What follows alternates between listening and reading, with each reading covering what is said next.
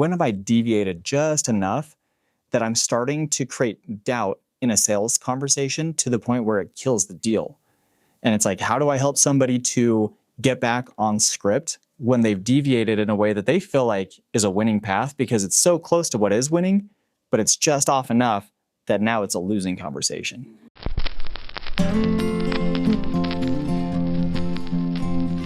Welcome to Analog Leader. Our guest today is John Tall. John, tell us about you. Hey, I've been doing sales for a long time, mostly professional sales. I, early in my career, knocked on doors, so I've had a lot of just getting out there and getting it done kind of mentality. I weirdly just love people. And so it's kind of I guess it just naturally came to me as something that I like doing, talking to people and helping them to get what they want. I feel like that's what sales is. That's awesome. Helping people get what they want is kind of one of the themes that we talk about a lot. On this podcast, we call it Analog Leader because we like to talk about the skills that are needed when you're in person. How do we develop those skills that aren't digital, that aren't AI related, that require human touch, require connection and your presence? So I'd love to talk to you about sales and how that relates, but also just in general, how do you deal with people and what are the main skills that you use in order to develop a relationship quickly? I think the first thing for me is kind of like you have to kind of care.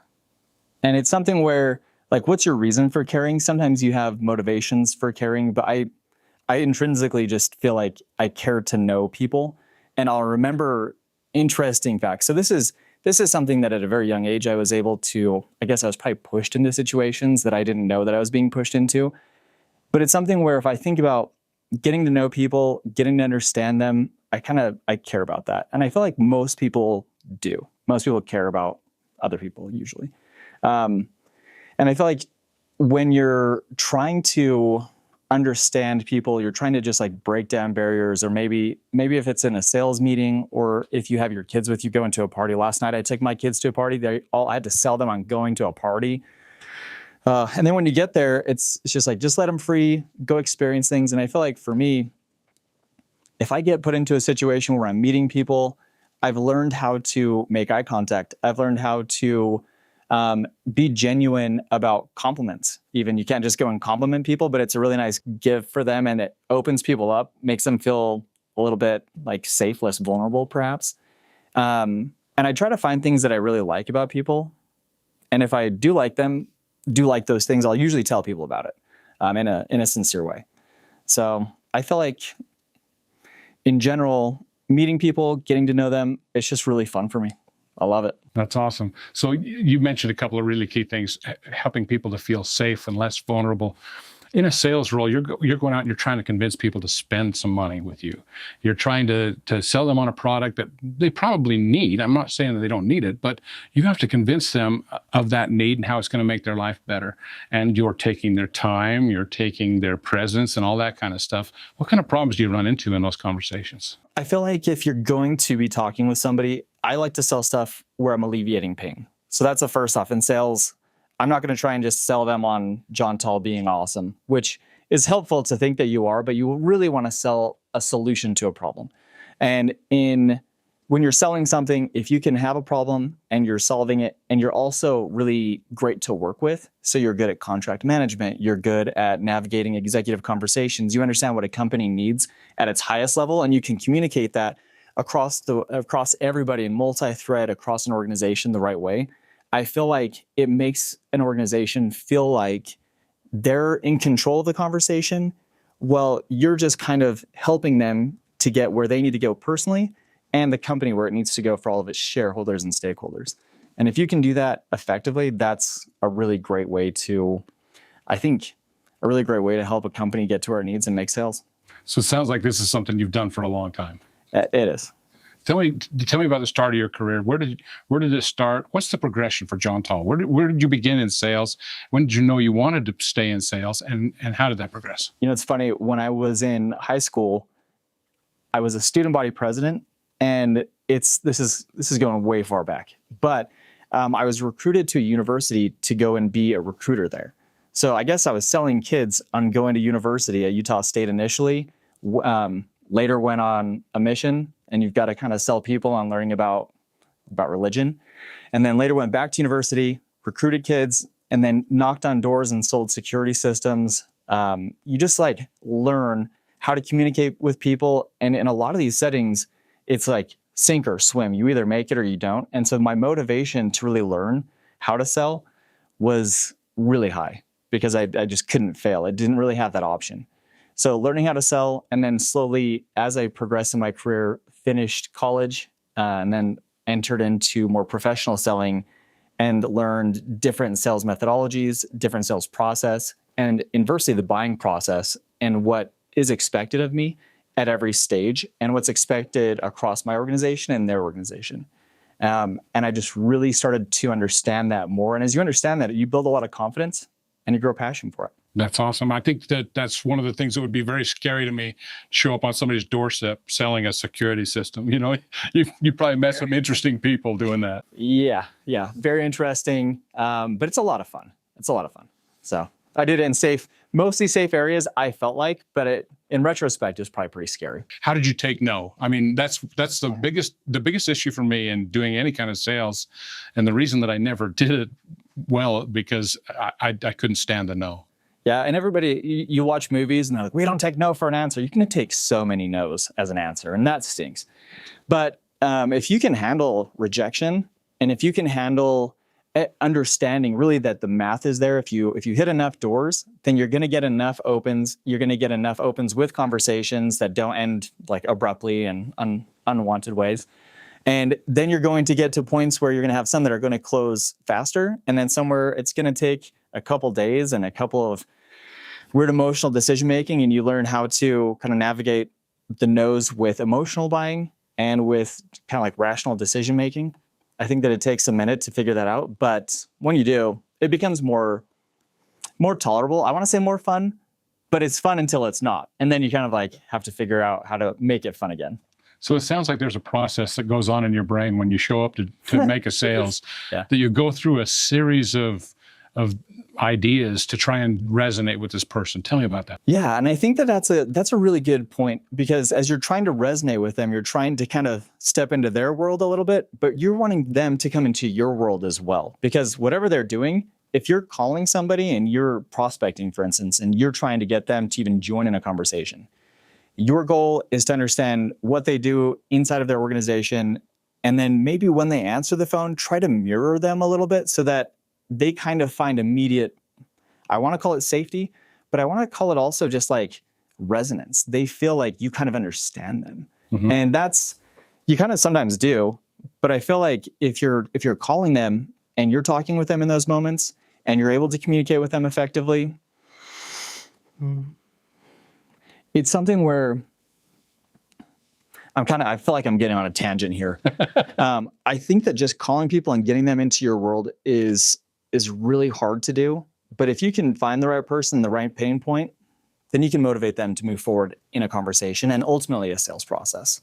Yeah. I know for myself, I don't buy anything from anyone that I don't make a connection with. If I don't feel like they care about me and I truly like what they're trying to sell and I can see the advantage, then I'm done talking to them. Yeah, absolutely.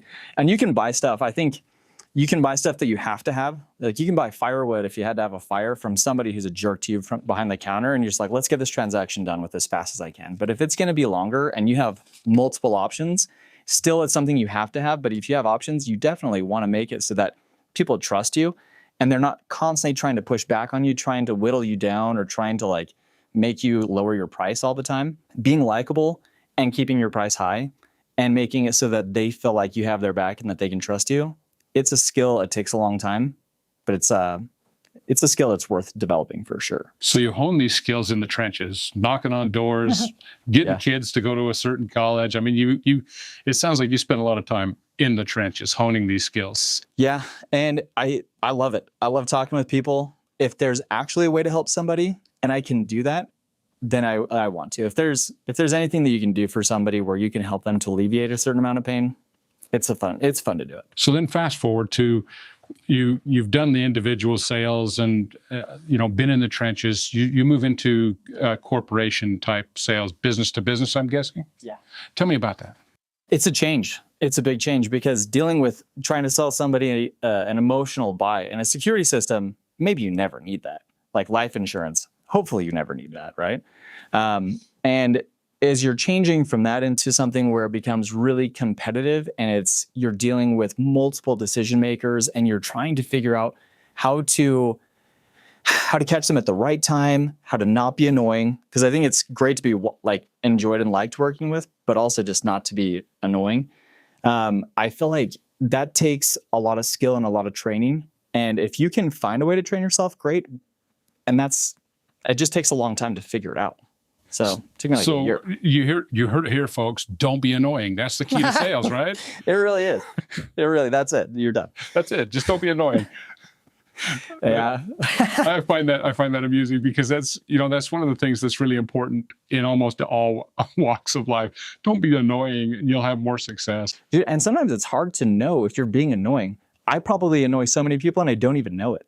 Probably annoy my wife all the time. She's like, no, that's annoying. But it's like, if you can figure out how to not be annoying, how to not be too like off of a spectrum of what somebody's going to find even appealing, that's really helpful. And understanding that there are multiple different types of personalities and understanding how to kind of, I don't want to say be a chameleon because it's something where you've got to be really genuine. You have to be yourself, but make it so that you're not going to frustrate somebody. It's helpful. So would you say that that's kind of, you said matching the person's personality or matching them where they are a bit. Do you believe that's also kind of one of those things where you have to read the room, understand who you're dealing with and what's important to them first? Yeah, I think that's a really good point. And reading the room, understanding where they're at, if they're like in a good mood, if they're all tired, have everybody stand up kind of stuff if you're in a conference.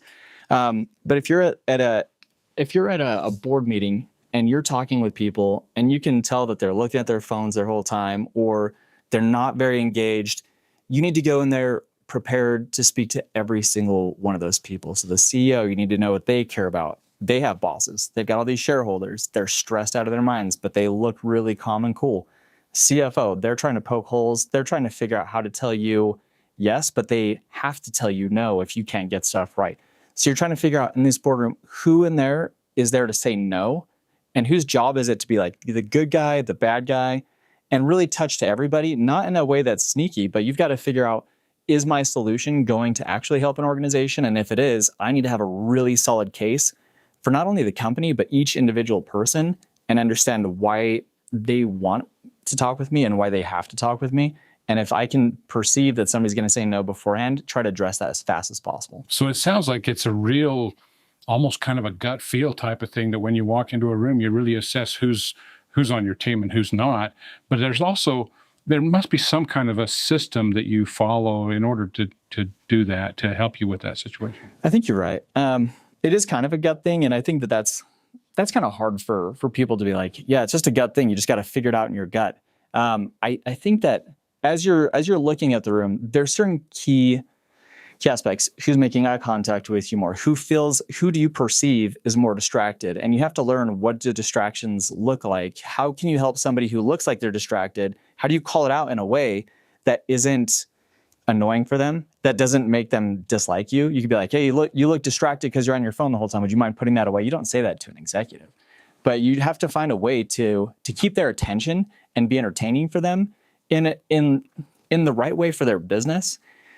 I think as you're in a boardroom talking with people, one thing that I really feel like is difficult to manage is understanding all of their roles kind of deeply. So if you're talking with the COO or you're talking with somebody who's just overrunning all of operations, does sales also report to them? Does marketing report to them? Does finance actually report to them at all? Or are they like a peripheral and they report to the CEO? So understanding who reports to who in an organization and where the leverage is as well is really important. And I try to make everybody in a room look good and like they're doing their job in a really great way so that they can get promoted as well. I think if you're going to be selling to a company, help everybody in that company to move up the ladder. And that's employees, everybody. I want to move up the ladder. Everybody wants to find a way to look good in a real way. And if you can do that in a very visual way to their CEO, whoever their bosses are, if you can make them look good in that moment, you should absolutely do it. As long as it's genuine, of course. Sure, and I think being genuine is the key point there. If you're not authentic and you're not genuine, people see through you, don't they? Yeah. Oh, yeah. And I think A lot of extroverts, like I've been called out as being maybe fake feeling, but not really. I just love people. And I think in those moments, if you can find ways where you can pinpoint tangible, like quantifiable things that somebody has done and highlight those at their business. One time I was LinkedIn messaging the CEO of this major dental company. I have like 1,200 dental offices. And I talked to him and I said that his marketing manager was awesome, really great guy, like whittled me down on pricing, but we came to a deal. So this is when the deal was fully signed. And that guy later, this marketing person, reached out to me and thanked me for messaging their CEO. And later he got a promotion for probably a number of great things that he was doing. But it's nice to be able to just give shout outs in the right way for people when you can. Yeah, especially if they're specific and true. That's a big part of it. Yeah, sincerity is super important. Yeah. So now you work in sales, B2B, and that. From there, you're actually over some pretty good sized sales teams. Yeah. Tell me what that's like to manage or to lead salespeople. It's like it's a ton of fun because these are people that they want to be there. They're really motivated. They're motivated financially, and you have to understand when somebody's doing really well, why they're doing really well, and articulate that to everybody else, and constantly keep the energy at a certain level that doesn't exhaust everybody, it doesn't burn them out, and also seems really fair, because there's a lot of luck in everything, and in sales it's like you can get an inbound lead sometimes, and that went to you because it was round robin to you, or you have just other timing luck, like maybe you got 1 in 100 kind of deal from prospecting really hard, and everybody else is prospecting really hard, but they didn't find that luck in that moment. You just have to motivate people to keep going. And understanding people, understanding what they have going on in their homes. Some people have sick kids. They've got sick parents. They've got divorces. They've got stuff that's very personal for them that's really painful.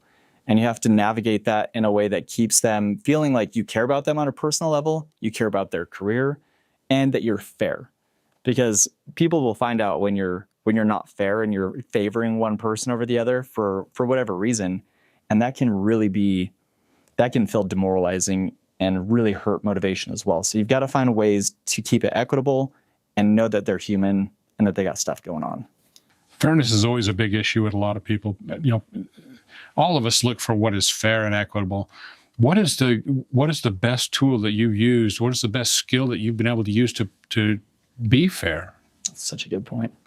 I think visibility.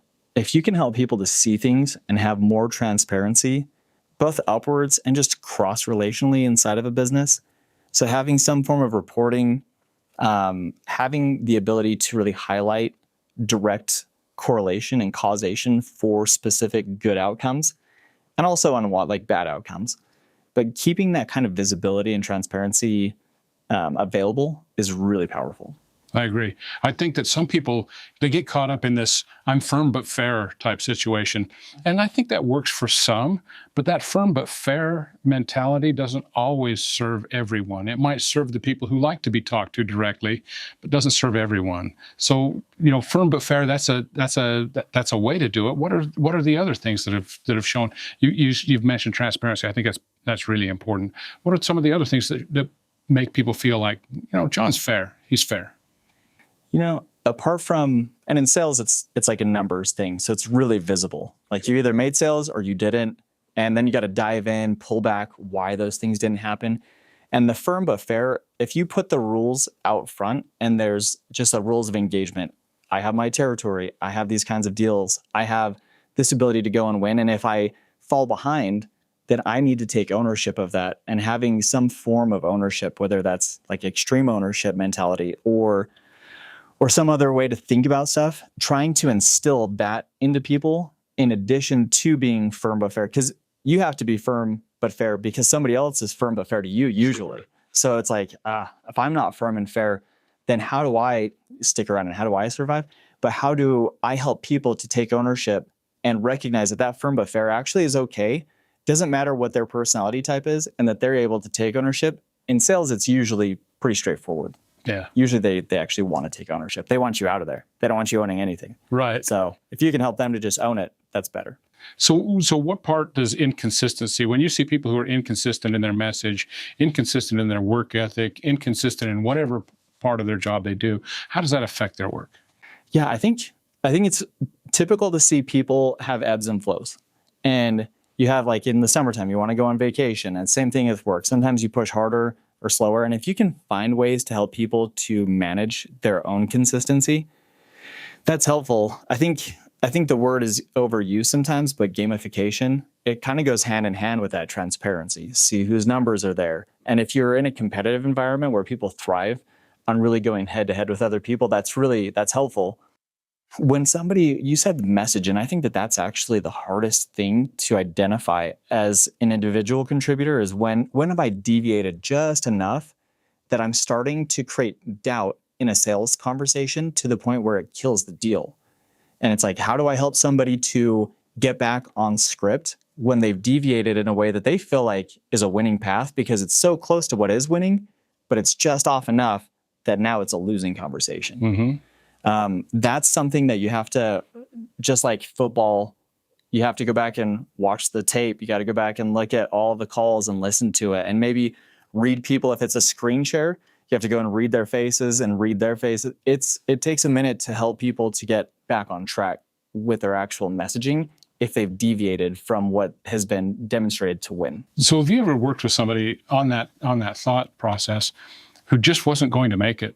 And what does that lead to? What kind of conversations do you have with those people, and what do you do when someone just, you can see this isn't for them? Because I care about people. I care to have conversations early. I think there's this phrase, "get ugly early," is a phrase that I lean into. I lean into it in the sales cycle as well. If somebody wants something and they're like, "I want a 90% discount," you just have to tell them up front, because I don't want to waste their time. I definitely don't want to waste my time. But with people, if they're falling behind and you care about them and you want them on your team, and usually you do, you didn't hire them because they stink. You want to make it so that they can find ways to work with you hand in hand and that you're not against them. Sometimes I felt like managers were against me. And if you can find ways to actually legitimately help reps, help them to get better and give them an actual path, and say, like, look, I'll make calls with you. I'll help you out, because if not, they're going to let you go. And if you can find ways to help you to get group power and kind of say, like, this isn't me letting you go, it's everybody, or you can do it however you want, I suppose. I think every organization is different. But I think that playing by the rules of engagement and playing by the rules of an organization, it eliminates you emotionally, and it puts that person kind of at odds with their situation. So if they're not doing well, it's part of the rules. They knew it, they didn't figure it out, and at some point they're going to have to go if they don't change direction. Right. And so this is where consistency kind of plays in as a manager or as a leader of other people, that you have to be consistent in the way that you say, these are the rules that you're not following. These are the quotas that you're not hitting. These are the things that we need to improve on. And if that improvement doesn't come, there's going to be repercussions to that. Yeah. And most reps have been there at one point or another. It's like whether and in software, sometimes the software is not, like, it doesn't meet the market needs. And so it's harder to sell. So you have to make 4 times the amount of prospecting calls. You have to figure out how to get in touch with more people. And if you can find ways to increase capacity, great. But that can be really painful to have to deal with. But most of the time, as long as you can articulate the rules of engagement and that people are playing in this sphere and that they need to fall in line, they've got to find ways. And if you can have all of the different systematic levers that they need to pull and you can help them to do it, it's really fun to do. It's really fun to help people to get that stuff figured out. I like it. I think that's a big part too, is that you've got to if you don't enjoy your job, especially when you're leading people, you probably ought to find another job. Oh, definitely. Yeah. Yeah. So many of our clients are in manufacturing, or they're in retail. They're in really not glamorous jobs where they don't have that financial incentive. They get paid by the hour, and it's difficult to motivate those people to come in every day and do your best, even though you're only going to make this much every hour.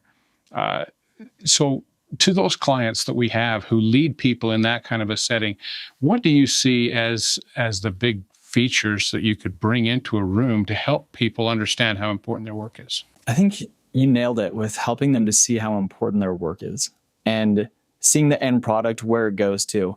Even manufacturing, you think about cheese, like my kids love cheese. It's like you're making kids happy. It may not seem like it right now, but you definitely are. And you got to do this really well. If you're dealing with water, everybody needs water. But manufacturing as a whole, sometimes people don't grow up thinking that this is going to be what I want to do when I grow up. But once you're there, I think a lot of the time people feel more confident because they're good at something. And if you can help somebody to recognize and get recognition internally that they're good at what they do and that people value that they're doing something good in like a really great way, that down that chain helps other people to get good value as well. I think that that's helpful. Airbag manufacturing, you see how dangerous that can be. You can see like all the people who go into some of these different factories and the way that they're actually going to work. It's incredibly meaningful that they do a great job. And I think as long as you can highlight those kinds of when somebody's doing a really good job, especially inside of kind of like a factory, that it's really helpful for the company, but it keeps those employees coming and it keeps them recruiting some of their friends to come and work for you as well. If you have great employees that you want to keep, having them bring in more of the same person like them is really helpful. Yeah, I think that's a really important factor for people to understand is that as you create a culture at work or as you create a community, that community grows based on the people that are inside that community. Oh yeah. Yeah, it's like if you can get your best people to bring all their friends in who are kind of like them, it's a win. But yeah, I think helping people to get notoriety inside of a company, it seems like you don't care about it when you talk about it, but when it happens, it feels great. Yeah. Like, I like being up on a pedestal. It's like when you go and run a race, nobody wants to be in like the fourth position because the top three are up in front of everybody. So I feel like if you can be like somebody who gets some kind of recognition, it's helpful. Yeah. I think recognition is important in the workplace. I think sometimes it's overdone when it's not authentic, when it's just, hey, we're going to give an award for the employee of the month or whatnot, and everybody, you've seen HR, they'll manage it. Okay, well, that person was the employee of the month last month. Who hasn't been employee of the month so far? And sometimes sometimes it ends up just being a program. So, I think recognition is important, but the best kind of recognition usually doesn't come with that. Your picture gets put on the wall. The recognition comes from my supervisor recognizing what I do and telling me how important that is to not just the company, but to them as a leader. True. Yeah, you're so right. And I feel like anytime I say I feel like frequently, and it's something that I've had to kind of think about doing because I've understood this. I've read that most men, they think more than they feel. And so I try to get in touch with how I feel. Sometimes I can't. Sometimes I'll think about it like, I don't even know what I'm feeling right now. It's probably like some kind of anger. I don't know what it is. But I'm like, if you can find ways to truly put yourself in employees' shoes and be like, what would I care about if I were them? And what would I want to feel if I was that person? That's a hard exercise to do. If it's hard to do for yourself, then it's probably hard to do for others. And I think that that's a skill that if you're able to go and think about, how do I feel right now? Is this something that I want to feel? Like, how can I feel differently? Is this something that I need to work on? And then you're able to leverage that to make yourself better and make other people better. That's great. And that's a hard exercise to do. It takes a lot of kind of introspection.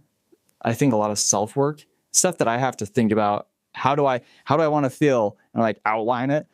I think that that's an important thing to do as management.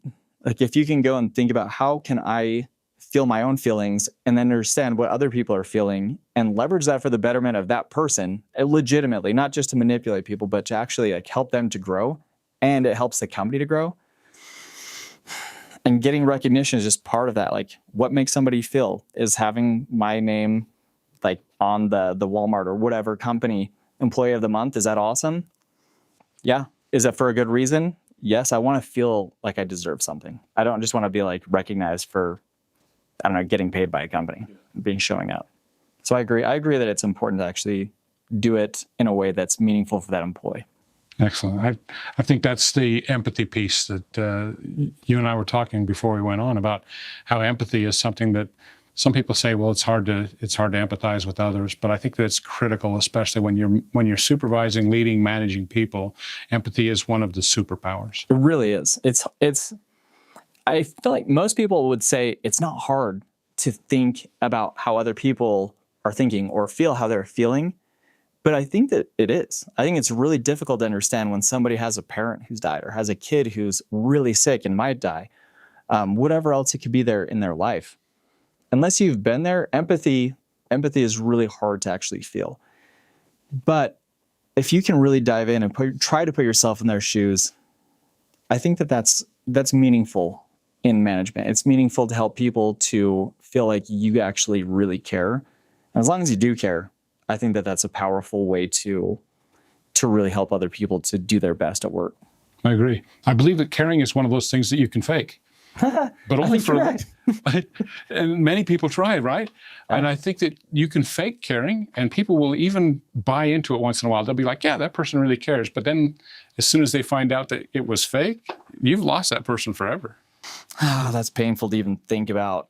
There's like a TV series or a movie. It's like, I care. You're like, no, this lady didn't care. She's like a drug company, manufacturing company, and they ended up killing a whole bunch of people. And she's like, I care about profits. And if that's how people perceive you, is that you just care about profits all the time and you don't care about them and their career progression, or you'll hear this every now and then, like, I had to leave this company for the betterment of my family, or I had to do this to make a good decision for my family. You don't want people to leave for that. You want them to stay for that. So if you can find a way to help that, that's powerful. So we tell people that the key analog skills help us get people to a place where they believe three things. I'm listened to, I'm cared for, and I'm a part of the team. I belong. I believe that when we can close the gap and we can make sure that people do feel listened to because they do feel cared for because they are, and they're a part of the team because they are. I think that those key skills that can be developed by anyone help us answer those three questions. Am I listened to? Am I cared for? Am I a part of something? What are your thoughts on that? Listening and versus hearing. It's always what you think about. Like, am I actually listening to somebody? Our world is so full of distraction that we're constantly thinking about other things that we need to be doing, our own problems. We're thinking about navigating future conversations sometimes. It's like working in sales is like chess. It's like, what's their next move? Here's my next move. Do they care about me, or are they just trying to play this game with me of whatever it is that I'm trying to do? And with employees, feeling listened to takes you, it really forces management to actually actively listen. And I think that you have to actively think, how do I stop being distracted? I think is step one. So if you can really look somebody in the eyes and not be distracted, sometimes you don't know this, but you'll have an AirPod still in your ear. I do this all the time with my kids, and I need to be more present in my personal life, but being present at work, it'll hurt you really bad if you're not present. So actively listening, helping people feel like they belong. That goes back to the recognition. You have a future here. You're important. We value you. Like, you ever notice when one person gets a happy birthday huge cake and somebody gets like a small cake? Maybe I have to cut this out, but I'm like, oh, that kind of kills me. It's like you just showed everybody that you really care about this person, but you don't care about this person as much. And trying to find ways to keep things equitable, but still sincere, and showing everybody that you value them like your family almost, is really, it's hard to do, but it's really important. I'll never forget one of my biggest failures. My wife and I have been married for 45 years now. Yeah, that's awesome. And I was on the road. I think I was in New Jersey at the time. This has been a few years ago. And her birthday came and went. And I didn't make the phone call. I so caught up in all this stuff with my business and everything. And I remember getting home, and all of a sudden it hit me, and I said, wow, I forgot to call. And so I told her, and she's like, no big deal. But I could see how much it hurt her that I didn't call her on her birthday. And that was a big failure on my part. Those kind of things happen. How do you recover from something like that? Man, that's big of you to even talk about that in such a public environment. I think you owned it. You did it. You owned it. You talked to your wife about it. You said, look, this is like, I feel kind of bad about it. You mentioned that you didn't feel great about it. You're like, I love you. And that's like, we're a team. 45 years, you did something right. Jeez, how old are you? You look so young. You are. That's crazy. 45 years. I was 10 when we got married. Yeah. Oh my goodness. That's impressive. No, I bet you have a lot of great stories like that where you smooth things over. You can't be married for 45 years and have everything smooth sailing. And it's almost like sometimes conflict makes it so that you stick together longer because you kind of get through things together. And I think conflict resolution, conflict management, as long as you want to be part of the team and kind of taking this on like a personal relationship side, but you got to take that with work as well. As long as you want to be there, making it so that you can own some of the things that you don't do great, it shows that you care. It shows management. It shows like ownership. And I think that's a level of sincerity. That's a level of growth that a lot of people don't ever want to take ownership when they mess up. I don't. Sometimes it's painful to look dumb or look like you did something that kind of hurt somebody else. Sure. So it's big of you to even talk about that here. Jeez. Man, I've heard my wife, I'm sure, so many times that where it's like, whether it's a birthday or it's like something else, and you try to say sorry, and sometimes it doesn't come out very sincere. So this is a success story where you did it the right way, and I think that's you have to do that at work. Are you asking me if I have any personal? No, you answered the question well. I think that's the key right there. And you said sincerity. To me, that was probably the one thing that got me out of the doghouse, if you will. Is that I was truly sincerely sorry about it because I knew that I had made her feel less than important, which is never something I wanted to do. Yeah, making people feel important, feeling important, or just like not feeling useless. And at work, when do you feel like you're just a butt in a seat? When do you feel like anybody could just do this? Why am I important? Yeah. It doesn't matter if I even show up because why am I important at all? And I think articulating that to people routinely and in a way that's sincere still, but in a way that is helpful for them and helpful for the company, I think it takes a lot of effort. And I think I've been highlighted at times where it made me feel good. Like I don't have like a specific moment, but sometimes things don't feel great. And all of a sudden you just get recognized a little bit and it makes a whole world of difference. Massive difference. I was walking through a factory that makes ice cream bars. And there was a guy his job was to unbox and unpackage the walnuts that went on these ice cream treats. And all day long, he'd cut boxes open, tear these bags open, and dump these walnuts into this processing machine that would then go down the line. And as I'm walking around with the factory manager, he stops and he says, "Hey, hold on just a second. I got to go talk to this guy." So I was kind of listening as it was going along, and he walks over to him and he says, "Hey, today's your 5th year anniversary of your start date here." And the guy said, yeah, I've been here 5 years now. And he says, "Well, I just wanted you to know that I get paid because of you. My paycheck comes from your work, and it matters to me. I appreciate that you've been here for 5 years, and that sometimes this might seem like a thankless job, but I get paid because of your work. Thank you." And I thought that was the most genuine and real praise I've ever seen. Those kind of things really matter to people. Yeah. Have you done things like that with the people who have reported to you? What kind of things have you done to make them realize that you truly do see them and appreciate what they do? I think it's important when you can publicly give shout outs. So talking with people one-on-one, it's not hard to say things that are meaningful to them and help them to feel like if they did a really great job, if they're meeting all their goals, if they're making a difference, if they're going above and beyond and you mention it to them, that's great. And in sales, it's kind of easy. Give them a sales rep of the quarter of the month or highlight a specific deal and then tell everybody about it so that they can all go and try to replicate it. That's good. But doing it at the right time and really giving a lot of praise at the right time is incredibly impactful. And also not like giving maybe some critical advice in private is also important because you can see, I've noticed in some situations it made me cringe, feel uncomfortable when somebody gets called out for doing something. And it was something that should have been said in private. Didn't really mean a lot for the business. They were called out individually by name instead of anonymously for a task that didn't get done the right way. I think if you can really give praise in public at the right time and critical stuff in private the right way, it keeps people feeling like even you can be critical to somebody and they can appreciate it because you help them to do a better job. You help them to not stink. Yeah, I love the way you put that. I think, praise in public, punish in private. I think that's a real strong key to good leadership. I appreciate you bringing that up. So who are some of the people that you look to from your past who have helped you become who you are today? Oh, man. You don't want to talk about your parents too much, but it's kind of helpful. Sure. So I think my dad's the epic optimist. He's a dentist and he's not really communicating with people all the time, even though he has to sell them on getting dentistry done. He's got them, he'll ask questions where he's got his little tools in their mouth, hey, how are you doing? They're like, oh. It's not a really great sales environment. It's you want to go forward? They're like, oh.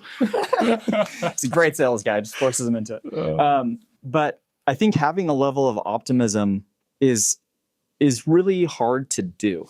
And choosing to think on the positive side of stuff when things don't look that great. My mom was sick my whole life. So she got cancer when I was 8 years old, and then was left with kind of the complications of that after.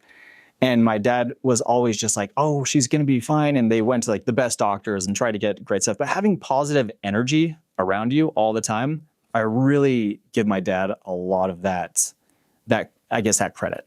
Mm-hmm. And then thinking about kind of work leaders, who do I think, and my mom also, very positive, sick, but very positive, fought forever, as hard as she can be. I can imagine. Fought for family, which I respect.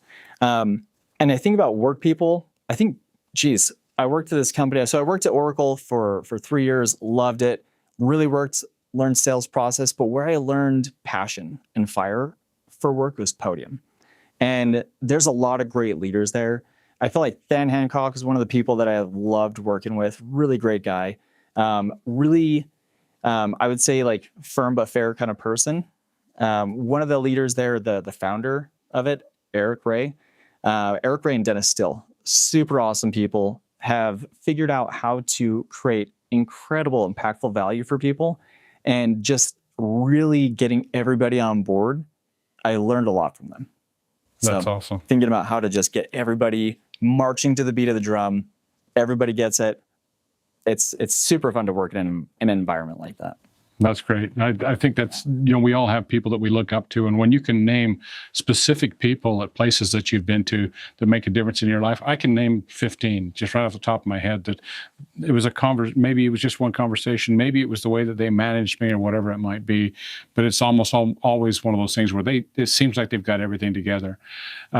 You try to be that person who has everything together. Sometimes that's not the case, right? Yeah, sometimes it's not. That's so funny. Yeah, it happens to everybody. Happens to me. I was thinking about this just recently. So work environment aside, I had a kid's soccer game that I went to, and I'm going crazy at a kid's soccer game. And I'm why am I so crazy here? There's 10-year-olds, 11-year-olds. They don't deserve to have this old guy just yelling. But yeah, you think you have it together until you don't. And so trying to identify when you may not have it together and getting ahead of that's helpful. That would be helpful. And I like the way you said that. It's helpful to have everything put together before you go out and you have a conversation with someone, you should prepare yourself for that conversation. Absolutely. Yeah. Sometimes we just go say something to somebody, and that's when we are, I'm most short-tempered with the people that I care about the most in my life. I think you mentioned it. You said some things to your spouse, your kids that you wish you could take back. Oh, yeah. Because we're so short-tempered because we know that they believe that we love them. They believe that we trust them. And so, man, that tongue can cut, right? Yeah, really hard. Yeah, I think about going back to the 11-year-old soccer team, and criticism for that age of kid, they just want to feel like you love them, that they're safe, they've got everything, that they're going to go home and they've got a roof over their head. I feel it can be really scary for them. So you've got to be careful. And if you take that family, I want to say mentality, and you take that to work and you think about all the people who need to feel safe and they've got their own things that they got to take care of. Being cutting at work, it sucks. People talk about having a bad manager or a bad somebody that they really don't want to even encounter at work, but they have to. It's like, how do you avoid being that person while still getting stuff done? And I think that it's easier. It's easy to do. You just have to care about people a little bit. Mm-hmm. I think when I was in college, you take courses, what are they, like the humanities courses, just about random world societies, and you question, like, do I really need to learn about like this tribe out in the middle of nowhere? But it's almost like going to the extreme on understanding something really obscure helps you to understand the things that are closer a little bit better. It makes understanding weird, like crazy stuff kind of feel wasteful, so you don't want to keep doing it. Maybe you find some intrigue, but it helps you to really hone in and identify and maybe even quantify how you can do better in areas where it didn't before that moment seem like you could. Yeah. And I think you hear this a lot, like emotional intelligence or the emotional quotient, and thinking about how do I identify, which is a battle for me. How do I identify what I'm feeling? How do I manage what I'm feeling better so that I can use it to not like help self-destruct? Geez, if at worst case, don't fail terribly. Best case, how do you leverage it to then build up better skills? And how do you say, like, this emotional skill that I have, it's a hard thing to even, again, quantify, but how do I make it so that I am aware of myself, I can recognize this, and then I'm motivated to like keep it going in the right direction or not tank. And then do I leverage that? Like in soccer, I couldn't have had any empathy for these little 11-year-old kids that are out there. So I'm like yelling like a crazy person, but I'm like, I could have had more empathy and I probably could have cheered for them instead of yelled at them to stop like slide tackling my kid. But leaving that aside, I think understanding all of the aspects of how to actually build your emotional intelligence and quantify that better and actually go through a checklist and say, am I doing these things? Am I getting better? And is it affecting my work in the right way? Because whether you think about it or not, I think it's like Talladega Nights, Ricky Bobby's daddy's like, if you ain't first, you're last. And it's kind of like one of those things, you're always going forward. And if you're not going forward, you're not going to be winning. And you need to try to always go forward and always be better. And I think that that's something that's really hard with emotions for me. Just trying to think about it, trying to understand, what am I feeling? How can I do this better? And how can I leverage this so that people feel like I care more? So you seem like someone who's really in touch with the fact that how you feel matters, and your presence in the room is something that's important. What role does self-care and self-regulation take in that? I mean, obviously you're a person who stays in good shape. You must eat right. What are the things that you do to serve yourself so that you are prepared to be the best that you can be? I first off, I need to eat way less sugar. I eat way too much sugar.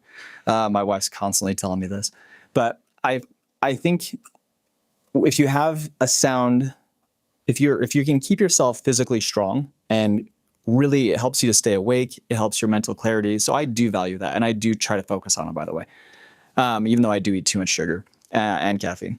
But I feel like it's really helpful to regulate your emotions if you can exhaust yourself a little bit. Yeah. The other night I was feeling just tense. It was like 8 o'clock at night, and I went snowshoeing for like 2 hours that night. Went up, summited up at Alta, came down. I felt 100% better. And just knowing what helps you to regulate is helpful. Like if you don't know what helps you get off of like the crazy roller coaster, that's a problem. So you got to figure that out fast. For me, it's running, some form of just exhaustion. That's awesome. Anything that you can do outside for me helps me that way. I think you've got to find, what is your therapy? Yeah.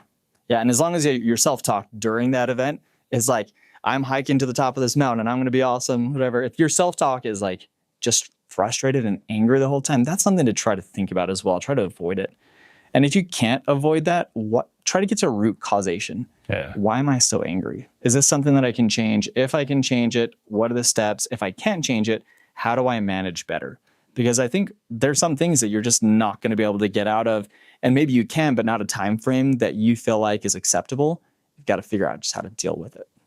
Self-talk, we could have a whole episode on nothing but self-talk. We had an HR manager named Tara Nino. She's done a lot of HR work and now owns a travel company, but she talked about self-talk. And I says, if you talk to your associates or people you work with, the way you talk to yourself, how much time would you spend in HR? She said, it would be a lot. I mean, self-talk is one of those things we've got to get better at, isn't it? Yeah. And even me, I want to say that I say nice things to myself, but I don't. I think everybody has their own worst critic, and it's a mean critic. Mm-hmm. It's so mean, and it makes you scared. Like my internal voice, if I don't just power through it, then sometimes you'll just avoid stuff. And I have avoidant tendencies in general. Like I want to avoid pain. Most people want to avoid pain. It's rare that you just want to tackle it head on.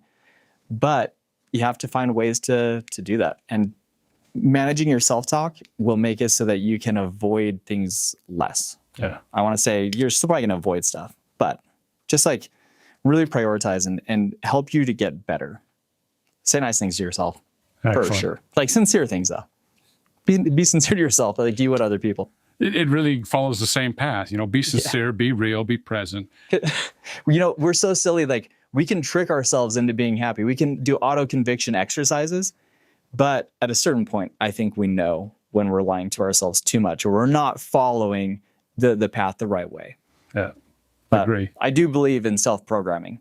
I do believe that like you'll see people who are begging for money on the side of the street. That's not you. You're not that person. But what made that person that person? Did they just talk themselves so poorly one day? And they maybe had, like, I don't want to dive into like mental illness too much, but I think that you can on your own steer away from mental illness. We all have like our own little form of that we have to manage. And I think self-talk is the start. I talked to a guy one time that he's a psychologist, and he said mental illness is people who are willing to jump in the funnel and just follow it down. It's that self-talk, that cycle of bad stuff. And if you're willing to jump in that funnel and go down it, you will. That's scary. Yeah. It's a good analogy. John, I've really appreciated the fact that you were willing to come here and be on the show with us. We've had a great conversation. You've given me a lot of great information. I'd like to ask you for one more thing before we call it a show. Absolutely. If you could talk to someone who was just promoted this week, their first job as a new supervisor, whether that's over a sales team or a group of people at a restaurant or wherever it might be, a brand new leader who has 12 reports that are going to be reporting to them as their supervisor, what advice would you give to that person to be the kind of leader those 12 people need? Well, I'd say two things. First off, it's just the start. So be excited. It's going to only get better from here. And it's a great promotion. Congratulations. The second thing is I think there's a lot of stuff that people don't know, but they don't know that they don't know it. So you have to be really open to learning new things. And while you're there to train everybody else how to figure stuff out and how to do a better job, there's going to be things that you need to learn.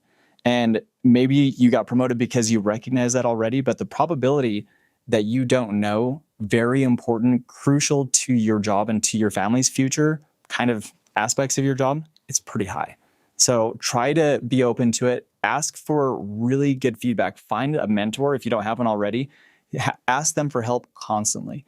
Find a way to have like a weekly one-on-one. Hopefully it's somebody who either works at your business or is at another business that is helpful for you. Get a mentor, figure out what you don't know, and just stay excited. Excellent. John Tall, thank you for being on our show. That's it for Analog Leader. We'll see you next time.